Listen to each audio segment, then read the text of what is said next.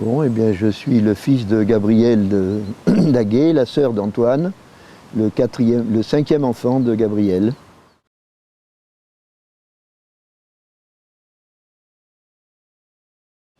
Mes souvenirs sont très lointains, puisque la dernière fois que je l'ai vu, c'était à Noël 39.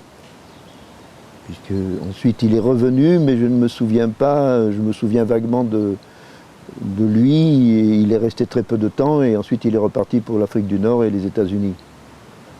Donc mon dernier souvenir, c'est en 39, lui devant la cheminée de la maison, en uniforme d'aviateur, puisque c'était la guerre, ce qu'on appelait la drôle de guerre, et qu'il était venu passer Noël avec nous. Ben, il faut dire que après la disparition d'Antoine en juillet 1944, nous avons vécu dans le sérail, c'est-à-dire que ma grand-mère, qui a vécu très longtemps, la mère d'Antoine, nous parlait tout le temps de lui, etc. Donc on était absolument au courant de tout ce qui se passait. Et élevé dans une espèce de, je dirais pas de sanctuaire, mais quelque chose comme ça, si vous voulez. Et ça a duré très très longtemps.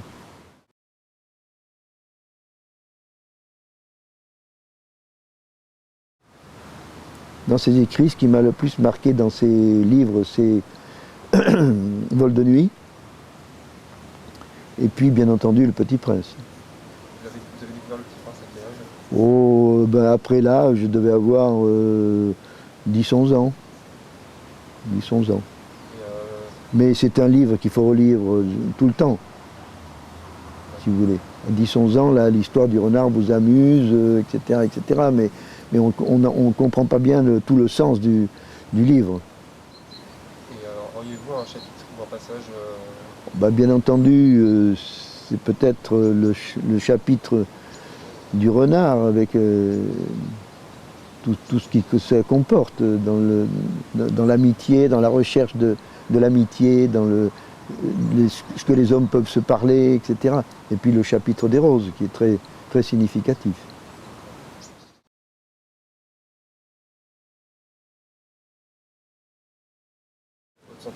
Je crois qu'en 2009, c'est un livre qui apporte autre chose que ce qu'on peut lire et voir et écouter aujourd'hui. C'est une histoire qui plaît et qui fait réfléchir les gens. Donc je crois que c'est un livre qui a une très très grande importance. La preuve, c'est le nombre d'exemplaires vendus dans le monde. Je trouve qu'on décortique trop les choses aujourd'hui. Ce livre a été écrit à une époque donnée où Syntex avait besoin de s'exprimer et de dire il était loin, il était aux États-Unis, il était seul, il avait des séquelles de ses accidents, il était très inquiet. Il était très inquiet pour nous, sa famille, mais il était très inquiet pour la France.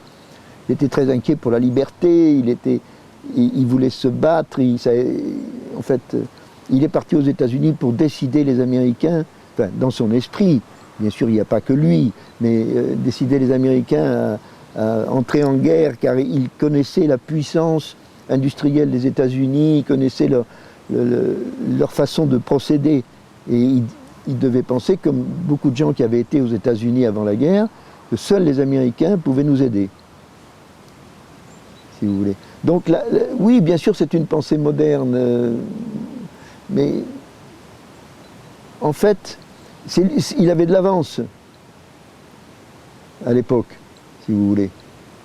Et aujourd'hui, on découvre, je ne dirais pas qu'on découvre, je crois qu'on redécouvre ces valeurs, les valeurs dont il est porteur.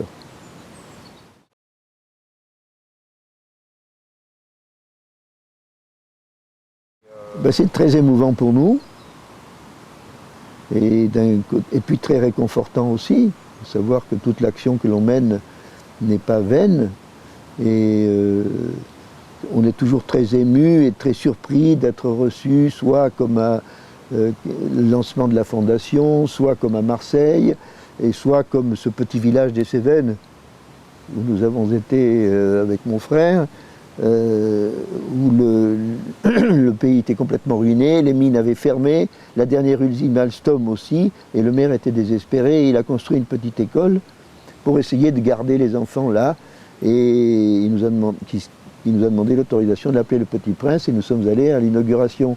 C'était une inauguration éminemment sympathique et très chaleureuse et émouvante. Mais c'était rien, si vous voulez, par rapport à les grandes cérémonies ou les grandes manifestations auxquelles on peut assister. Mais c'est peut-être celle que j'ai préférée.